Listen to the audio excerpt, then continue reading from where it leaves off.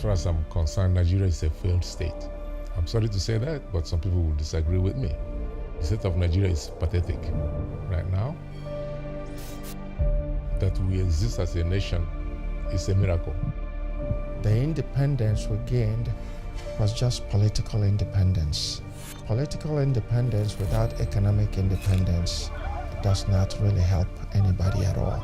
Building a resentment that culminated in a wave of terror against the Igbo. They were massacring and slaughtering the Igbo people in the north. Our uncles, our wives, our children, our everything. And when they slaughtered, they took our property. They took our homes. They took all the things we built there. It was so unfortunate that the world looked on while innocent people were massacred. The Biafrans evacuated as they fled before the federal troops. Everybody was wailing and screaming. You could hear people crying from miles away. We had nothing.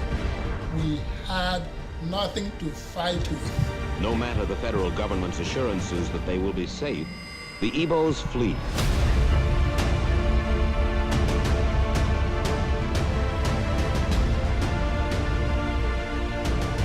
They had to suffer, first of all, with the bombing and the strafing that left so many of our civilians dead.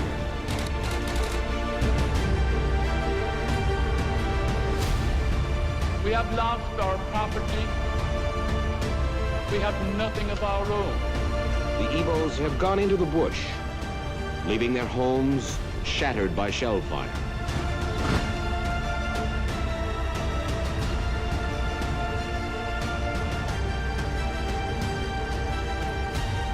Unless something happens, Nigeria will cease to exist as it is. But we live in hope that that Holy Spirit will come down on us, that he will enlighten the minds of our leaders, and that they will lead us to a true and just and lasting peace. We must not do anything that is going to make it impossible for us to reconcile, or it will make the winning of the heart difficult in the end.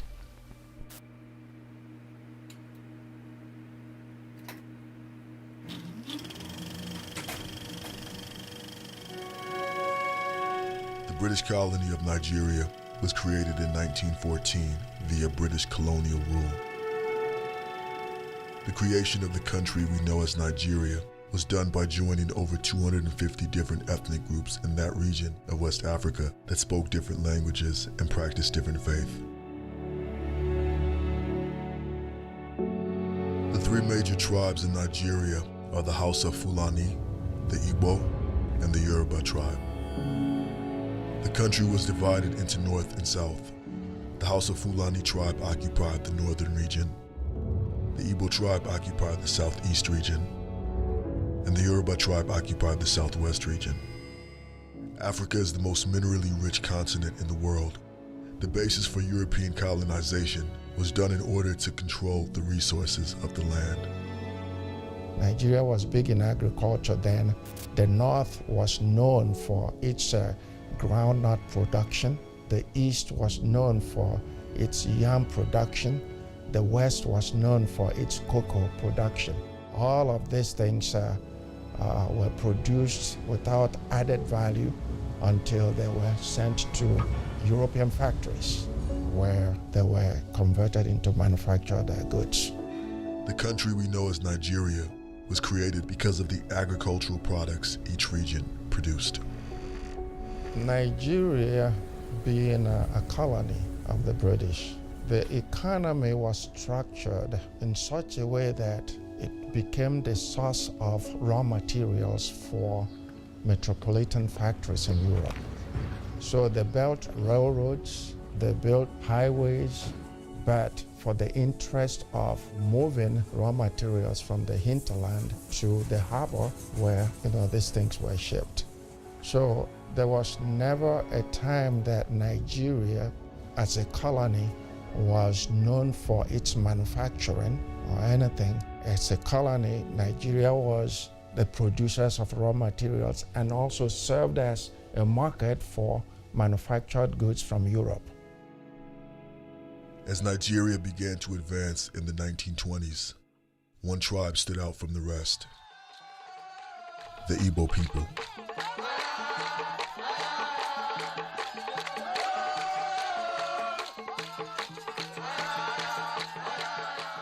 The Igbos excelled in the education introduced by the British and quickly emerged as the most progressive ethnic group in Nigeria.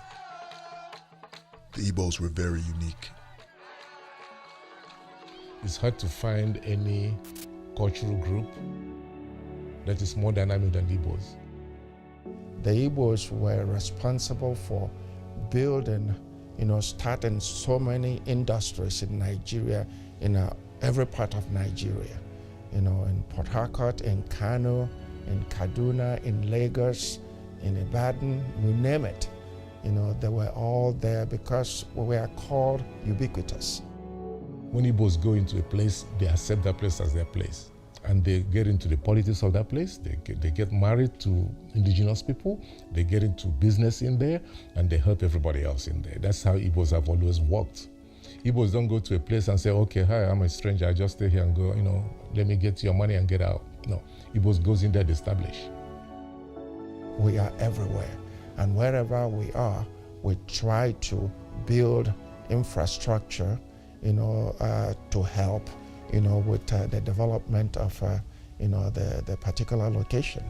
They wake up in the morning, they see an Igbo man running for council, for city council, because he wants to be a part of that group of, that culture. He doesn't want to be an outsider. That's the Igbo man, and that's why they're very successful.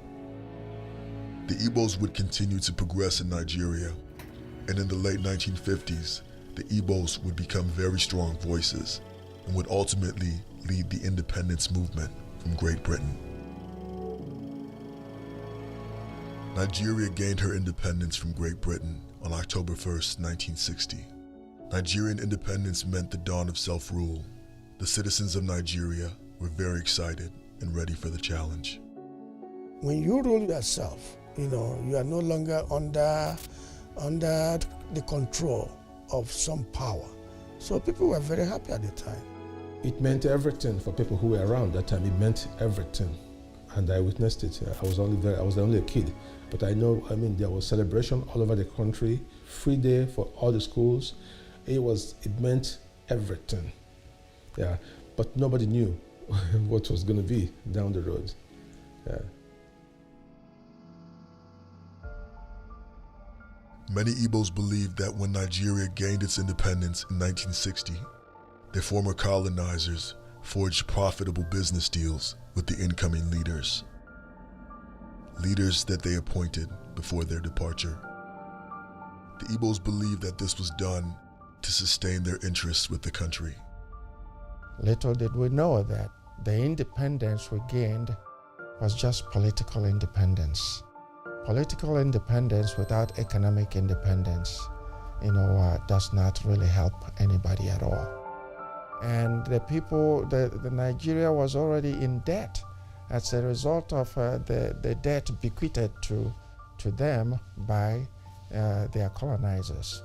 Okay, so things started to fall apart shortly after independence due to power tussle and corruption, due to the fact that the people are of different tribes.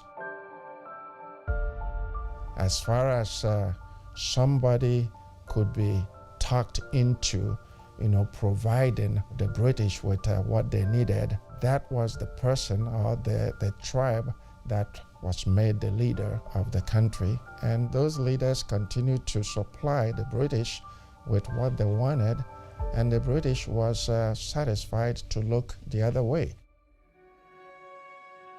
Initially, when they got their independence, they had a central government, what they call federal government. The seat of the government was in Lagos. Nigeria had what they call a prime minister, okay? And the prime minister was the head of the government, the federal government. The prime minister was the boss. Tafawa Balewa is from the north. He was the prime minister of Nigeria.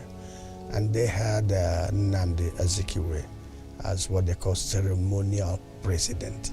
He was the president, but he wasn't in charge of the government.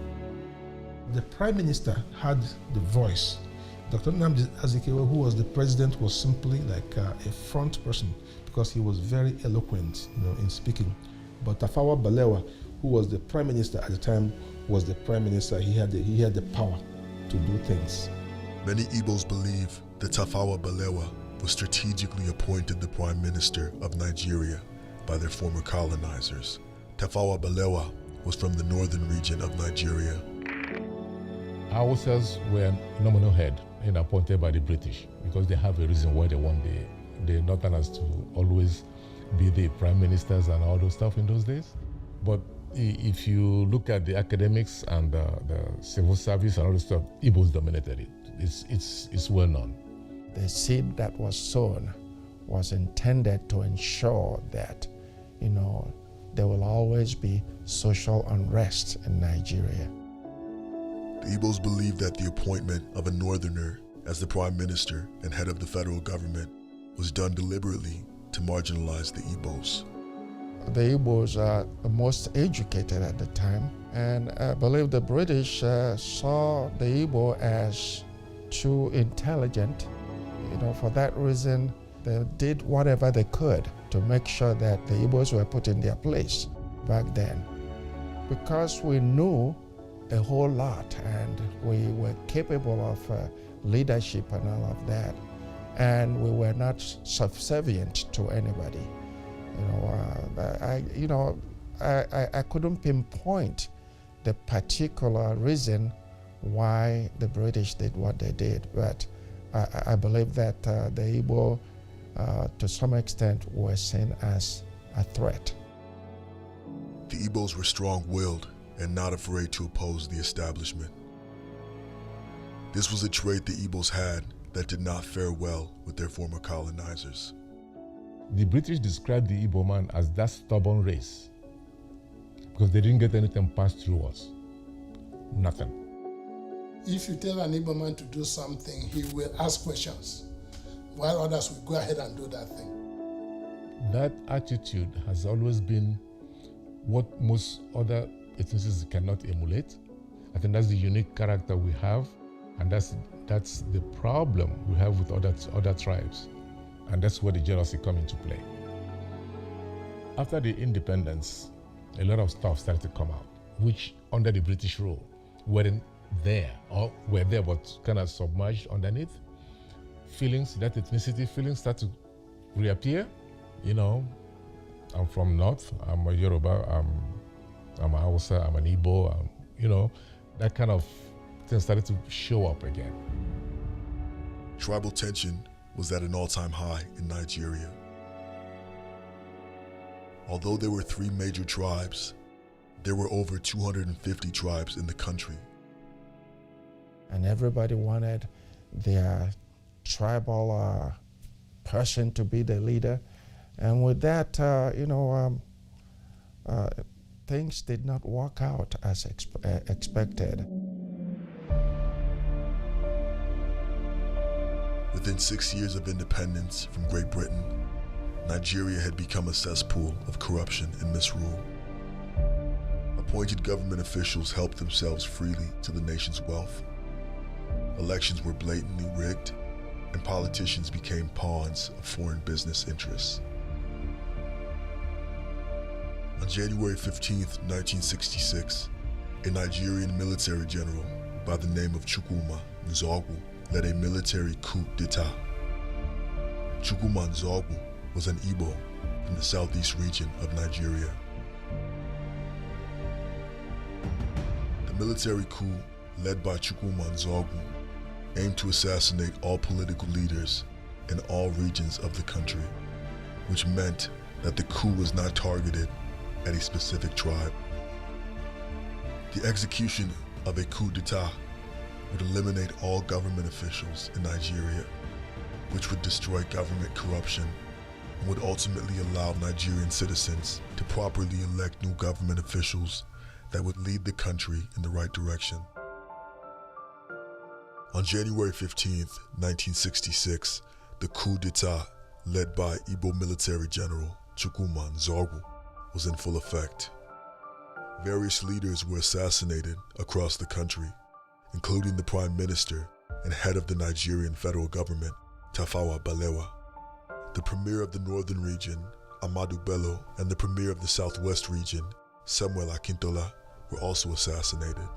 Every other governor or premier was killed during the coup in 1966, in January 15, 1966, with exception of Dr. Michael Okpara, who was an Igbo man and who was from the same place with the army general that staged the coup. As fate would have it, the premier of the southeast Igbo region, Michael Okpara, was not killed in the coup.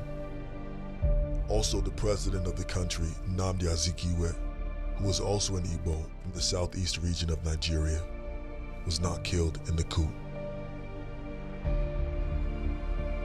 After the coup was carried out, a senior Nigerian military officer by the name of Aguiyi Ironsi overthrew the rest of the government and became the head of state.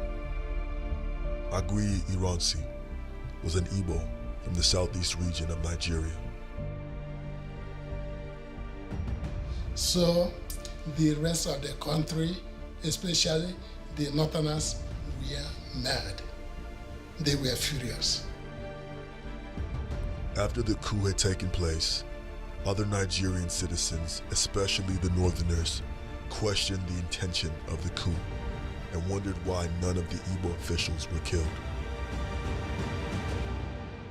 The fact that an Igbo was now the head of state also raised many questions as to the integrity of the coup. The Northerners perceived the coup to be an Igbo-staged coup, orchestrated by the Igbos in order to take control of the government. With this realization, there was immediate retaliation from the rest of the country. This began the vicious killing of innocent Igbos in the north and southwest region of Nigeria. The young men who carried out the coup identified leaders that they wanted to kill. Unfortunately, not every one of those leaders was killed, and as a result, some people from other parts of the country decided that their people were in the majority of the people that were killed, and they decided to take revenge. In May of 1966, thousands of innocent Igbo men, women, and children were killed in the pogrom. Innocent Igbo citizens were slaughtered, butchered, burned, shot, and tortured to death all over the country, especially in the north. So the Hausas saw that coup as an Igbo coup, which it wasn't, actually. So for them, it's like loss of power. So they have to do their own coup. They killed Aguiyi Ironsi, and that's when Nigeria started to go downhill. From that time point on, Nigeria has always gone downhill, has never gotten up again. A counter-coup carried out by an army from the north was executed. During the counter-coup, Aguiyi Ironsi, an Igbo and the newly appointed head of state, was assassinated on July 29, 1966. The Northerners had taken the killings of Igbos to a whole new level. Igbo people as a whole were targets for murder, and not just Igbo political figures. The pogrom continued for several months, as thousands of Igbos were viciously murdered throughout the country, especially in the north. When the Igbos go to church, they will descend on them and start slaughtering. Okay? In your residence where an Igbo person lives, and they know, they will come there and slaughter people. They were burning cars, killing people. There was insecurity in the country. The lives were being destroyed, property destroyed. That continued, there was instability in the country at the time. They were massacring and slaughtering the Igbo people in the north. Our uncles, our wives, our children, our everything. And when they slaughtered, they took our property. They took our homes. They took all the things we built there. And that's why the Igbos withdrew back to their enclave, their homeland, the eastern Nigeria back then. The Igbos fled from the north and fled from the west and concentrated back in their own homeland. Some of them still stayed, the brave ones. The only place the Igbos were safe was in their homeland of southeastern Nigeria. Every Igbo citizen living in different parts of the country fled back to their native southeast land. Many Igbos fleeing to the southeast from the north were stopped and killed. The number of Igbo casualties fiercely grew to the thousands, and nothing was done to stop it. They killed Igbos any way they know, any way the Hausa man knows. And the Fulanis, they did it. You know, it's something that a real Igbo man, for those people who live to see the images, don't want to talk about. If you do, you shed tears.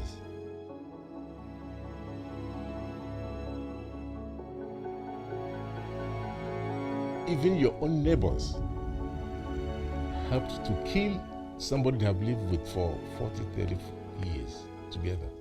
So that gives you an idea that the hatred they have for the Igbo man.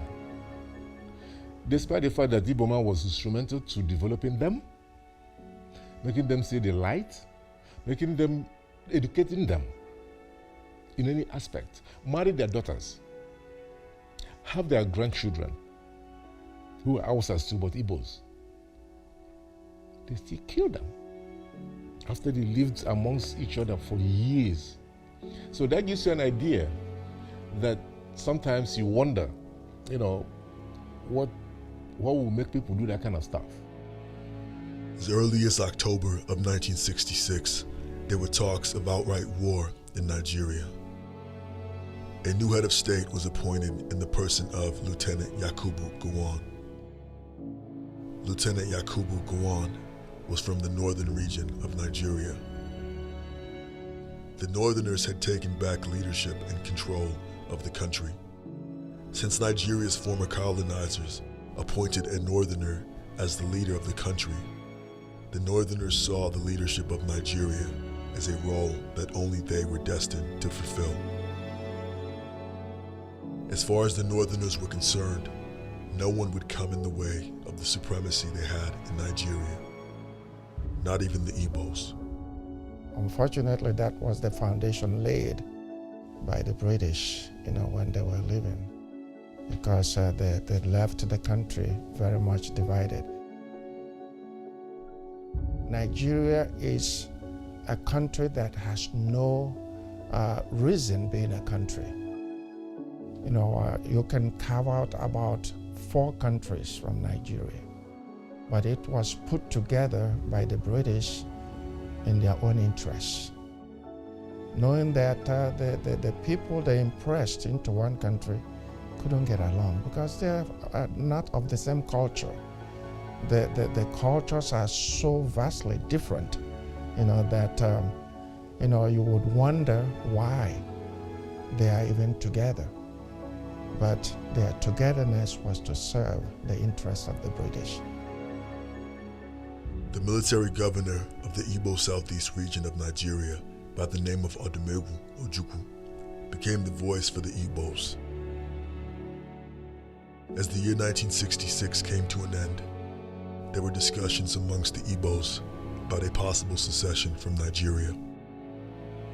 As a last-ditch effort for peace and unity within Nigeria, to avoid a possible secession of the Igbos, representatives from all parts of the Federation decided to meet and have a conversation about the turmoil in the country. Aburi is a city in the West African country of Ghana. It was in Aburi that this meeting would take place. Igbo Military General Odumegwu Ojukwu requested a neutral site outside of Nigeria for the council to gather. This gathering has been referred to as the Aburi Accord. On January 4th to January 5th, 1967, the organized summit was held, and in attendance were all top government officials from all parts of Nigeria. The parties gathered to discuss the conflicts in the country and a slew of other political issues that plagued the Federation to hopefully come to an agreement and bring peace to Nigeria. The Biafran contingent representatives and the Nigerian representatives met to talk about peace treaty, how to resolve the problem in the country, to avoid the war. Things were agreed to, for the sake of peace in Nigeria. That was supposed to ensure peaceful coexistence, but those agreements were ignored. They were ignored. If they hadn't been ignored, I think things would have been, a lot better. Months after the Abuja Accord had taken place, it was apparent to the Igbos that the areas discussed in the summit would not be implemented by the northern-led Nigerian government. With this realization, the Igbos decided that secession from Nigeria was the only way. General Odumegwu Ojukwu consulted with the elders in the southeastern Igbo region of Nigeria, and upon their advisement, the Southeast was officially declared a secessionist state and no longer a part of Nigeria. On May 30th, 1967, General Odumegwu Ojukwu proclaimed the Republic of Biafra, and all its ties to Nigeria were severed. The Igbos were forced to do what they did. If you are not wanted, last resort will be to go home. So the Igbos went home, and they decided since they are not wanted, that they'll form their own country, which is the way it should have been in the first place. When you see your people being slaughtered, all right? The Igbos were being slaughtered in every part of Nigeria, north and west. If you were Ojukwu, what are you going to do? And remember, those areas, they had their military governors. They weren't able to stop the killing of the Igbos. They were not able. They were killing Igbos with impunity. People are being killed, people are rushing home, people are coming home blooded. People were with their scalps open, were running home, and hospitals were filled up. We don't have medicine, everything was there. And you're telling me, oh, please. It wasn't taken lightly, but if you hadn't taken it, the Igbo man wouldn't exist as we are today. They should understand that. We could have been pursued after being killed in the north, in the west. They could have pursued us home. We were not armed. There was nothing, we have no defense. Look at it this way. When the Igbo were everywhere, they were being killed. Okay, so they ran home. Some on their way home were stopped and killed. Yeah. So you are home and you decided, okay, we are going to secede since we are not wanted. Since we are not wanted. Somebody had to make that decision with consultation. It was not a unilateral decision. It was with consultation from the people. Oil had been discovered in the southeastern Igbo region of Nigeria in 1958. The oil had become a great source of revenue for Nigeria, and if the Igbos were to secede and become the Republic of Biafra, Nigeria would not have access to the revenue derived from the oil. Many Igbos believed that the British were against the secession of the Republic of Biafra from Nigeria. As far as their former colonizers were concerned, Nigeria would remain one country, even if it meant war. The idea that the British supported Nigeria to subdue Biafra was based on oil, period. They know that if Biafra succeed as we did, it's going to be hard for them to access that oil, period. There's no two about it, they know. All the oil reserves were in the south, in the southeast, really. They weren't going to let the secession succeed because it would have meant, that the oil reserves would no longer be accessible to whatever became Nigeria. With that, the Nigerian military ensued full-blown war on the Igbos in Biafra.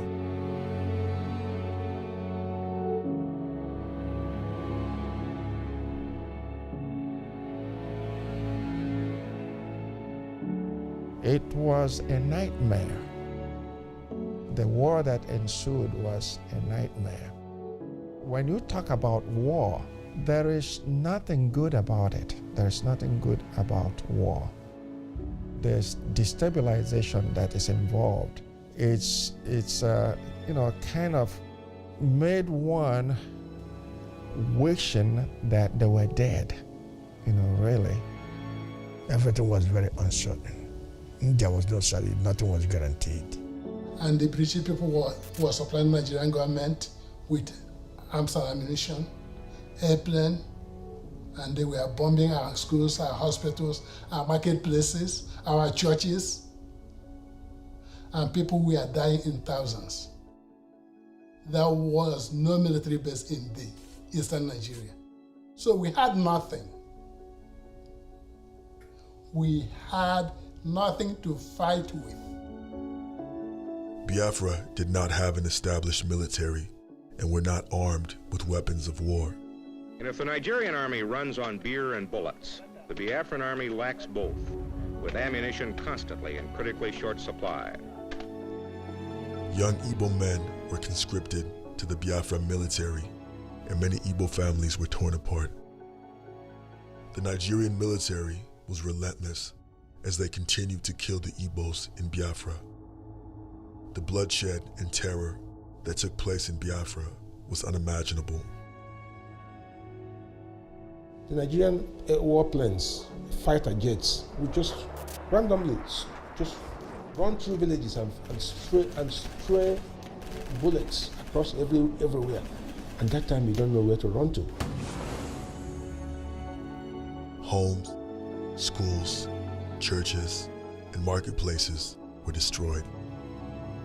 Jet bombers will come to the villages, and nobody had anti-aircraft kind of weapons, so they did whatever they wanted. These bombs were so powerful that if we had like a lantern on the table where we lived, which is about 8 miles away, the lantern would fall off, tip over. The walls would shake, the windows would shake like crazy. It was so, I could still look at my father's face in those days, like how nervous he was, how we were going to survive the next day. For the people of Biafra, death became a common occurrence, as dead bodies could be seen all over Biafran territory. There was absolute chaos and destruction. Everybody was wailing and screaming. You could hear people crying from miles away. Everybody was running here and there, trying to keep from being killed, by the air raids and all of that. So that prompted many Igbo people to have bunkers built near their houses so that when such air raids were in place, everybody ran into the bunker and prayed that their houses were not destroyed by the bombs and all of that. If you were around, you could, the constant, sound of bombs and everything, and the hunger and the suffering was just too much.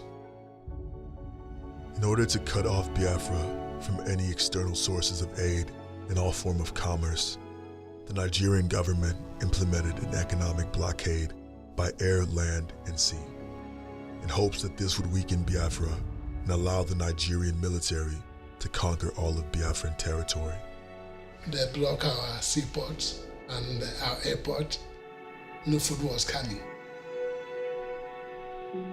The cities in the Igbo heartland, once the most densely populated area in all of Africa, have been emptied of their people, emptied by the Igbo's fear of the federal Nigeria, leaving their homes shattered by shell fire. the Igbos were blockaded everywhere, you know, and there's a few people who tried to help the Igbos. They all land a plane at night, you know, at Uli Airport, a makeshift airport back then, land a plane at night to supply people with rice, cornmeal, stockfish and things like that, which were distributed around, to the people. The International Red Cross, UNICEF, and Caritas International are amongst the known organizations that provided aid to Biafra.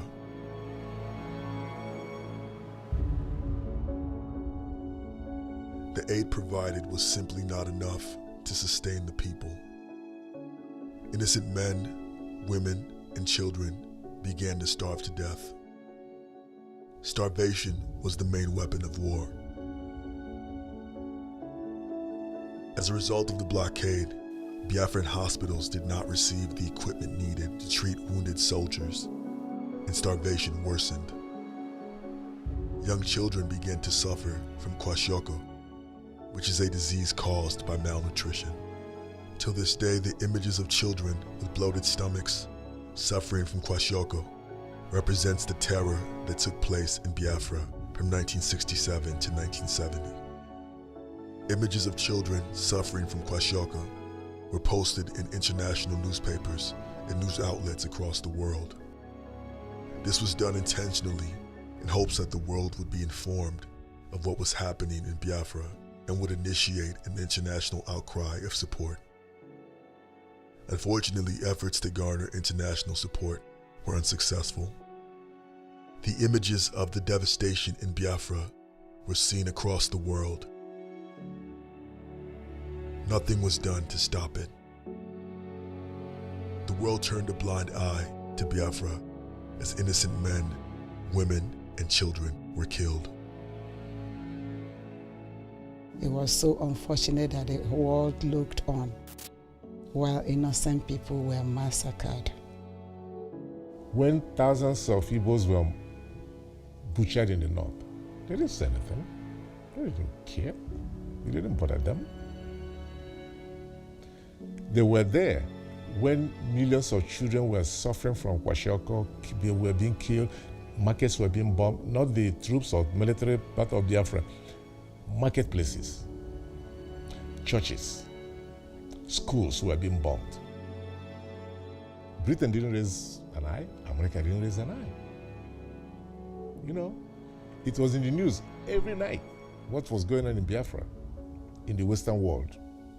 It was in the news every night. They pretended it never happened. People were marching on the street in Washington, in New York, in France, in Paris, marching. In London, marching against what is happening in Biafra. The government didn't do a damn thing. In January of 1970, after 3 years at war, it was apparent that Biafra could no longer stand. Igbo military general Odumegwu Ojukwu left Biafra for the Ivory Coast. The suffering and death had come to a boiling point, and Biafra could no longer continue its fight for secession. Upon the departure of General Odumegwu Ojukwu, General Philip F. Young, who was his second in command, agreed to officially surrender to Nigeria. The Republic of Biafra had come to an end. The pain, the suffering, the death was over. When they declared the war was over, there was a kind of both relief and a little bit of sadness. It's a day in history that none of us would. Everybody was crying. Yeah, we know we lost that war,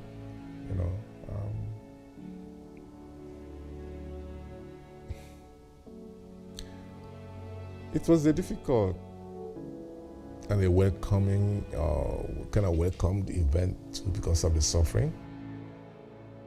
Because we knew at that time, even as little as we were, as ignorant as we were in terms of power, we knew that we don't have anywhere left.